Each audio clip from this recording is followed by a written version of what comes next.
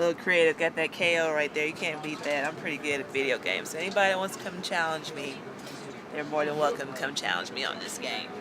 I'm a big video game fanatic, and I downloaded Street Fighter the other day, and I was sitting there playing that the whole entire time, and so it takes time off. I try to play, chess. I like playing chess on my computer. I play video games, I have my iPod in, I read, sometimes I chat. See there, results there, winner. We'll land in the city that we're headed to, and hop on the bus, and then we'll go to the hotel and unload, and then we'll have a team dinner together, and then we'll have our film and scout time where, we've had a chance to maybe take a quick nap on the plane and eat a really good dinner, but then it's time to get back to business and, get their focus and their attention turned to our opponent. We'll push the ball to go score, find shooters. If nothing, they will go right into a 4-out, one-in motion where they will look to pass, screen, and cut, or they will look to run sets. It reinforces us why we're there, what we're doing, how we need to play, and how we need to get that win. And the first thing that we want to do is win. That's the first thing on our mind. Fun second, but it's always fun to win, though. Anytime that you go into a game the night before, you always want to make sure that you're focused on the scout. Can hit the perimeter shot and shoot the three. We must honor all shots outside the paint. Must put a body on her and box out. For the most part, though, for them to be thinking about the game tomorrow and focused on that, and I think that's a big thing. Mental focus is a big thing, especially this time of year, because I think the kids have been together a long time. They start to fatigue physically and mentally, and so it's going to be a close game in conference, especially on the road, so you want to try to be as focused as you can because every possession counts. After you set the stagger, pop out and let whoever's going to be trying a back screen for Haley to get her in. I think the most important thing about shoot-around is that you, again, give them, it's kind of like a quick test review. It's a quick review, again, of exactly what the game plan is for the upcoming opponent. Get to Kelsey after she screens. Look high low right there, good. You just kind of get mentally prepared. There's two schools of thought. Some people go real hard on game day, and some people just do more of a walkthrough and go hard mentally, but not as hard physically, and that's what we tend to do. Is we just want to try to get our minds right, get them up moving, and then get ready for the game. They understand that they've got to make sure they're paying attention. They've got to take out the game plan, what we're putting in front of them, and then after that, it's all up to them. They're on the floor playing, we're just sitting there, we're just coaching.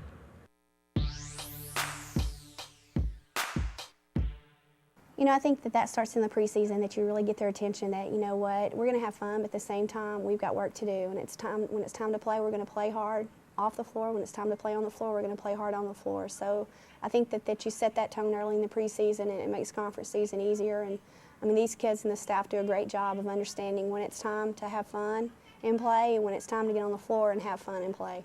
We always understand it's a business trip for us, and we're there to get a win and move on. We always know it's a business trip. We're there to get what we need to get done, and then when we come home, it's all fun.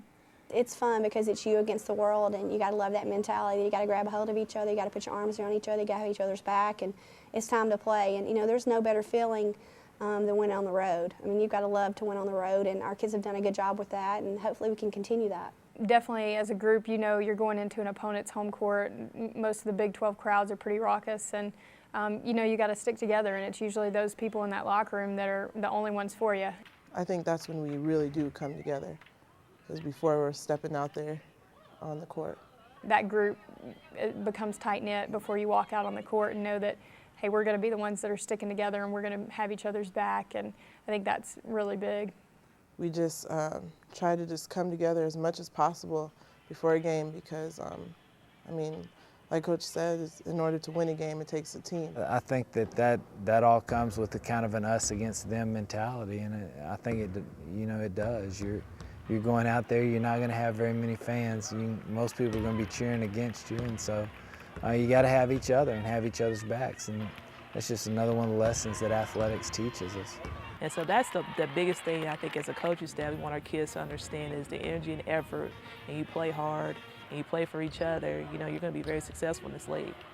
I thought it was a good trip, from a whole standpoint of off the court, their bonding, and just being able to spend some time together with the fans and just loosen up and be themselves. And I thought that the chemistry off the court really helped on the floor Saturday night. Understood that, hey, that they can get through anything as long as they have each other. And they did that, and I want that stuff to carry over. You know, they're going to have nights where you're going to hit adversity when you're not shooting the ball well, but what are you going to do? You're just going to fall over and just quit, or you're going to keep competing? We've been able to understand that you either let adversity work on you or you work on it, and we've worked on it, and we continue to work on it. We continue to work on it, and to see those kids struggle like they did and to fight through that adversity and get a win on the road at Colorado, anytime you can get that road win, it says a lot about where your heart's at, and our kids' hearts are in the right place.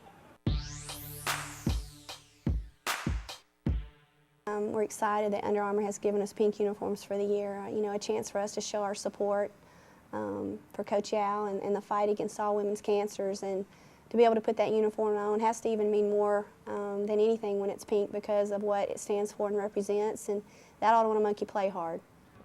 Wearing the pink uniforms, I think, is a great experience, a great thing to do. You're supporting something that is so predominant in women that we're trying to fight and get a cure for. Is great. You know, this is not my first time wearing the pink uniforms. I had wore it in AAU before I got here because my coach's wife's mother died of breast cancer. So since then, I've always been a strong supporter.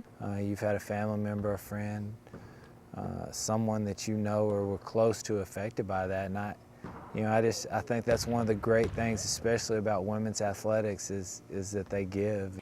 So many people, I think all of us, whether it's our mothers, our grandmothers, an aunt, and sister, cousin, somebody's been affected by breast cancer. You know, I thought it was for a great cause. We looked good, you know, we played good. I mean, it was great. I had fun, and when we saw it on film, it's like, man, we look good in pink, you know? It was really nice. Oh yeah. Oh, a female, anytime a girl looks good in pink, all the time. We know that, but I think it looks great. I think that the pink that I've seen throughout the country has been great. Just being able to pay tribute not only to Coach Al, but all the other cancer survivors and the people that have lost their lives. Just being able to raise awareness and funds for that cause is just a big deal to women's basketball, but it's very special to Texas Tech.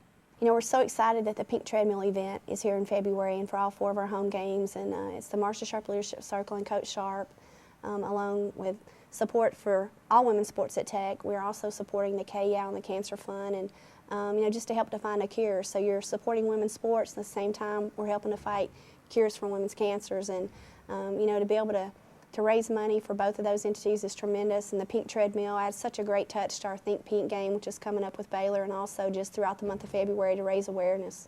You know, anytime you can have something unique at a game where it's getting the crowd involved, but, you know, it's raising awareness, you know, why would you have a treadmill at a game? Well, you know, we're drawing attention to a cause. I'm pretty excited for our pink night because I'm pretty sure we're going to have a lot of people wearing pink. Just going to be pinked out. You know, you see the coaches wearing sneakers, all the pink, just so many different ways to do that. I think anytime we can draw attention to it, you know, brings awareness for the cause.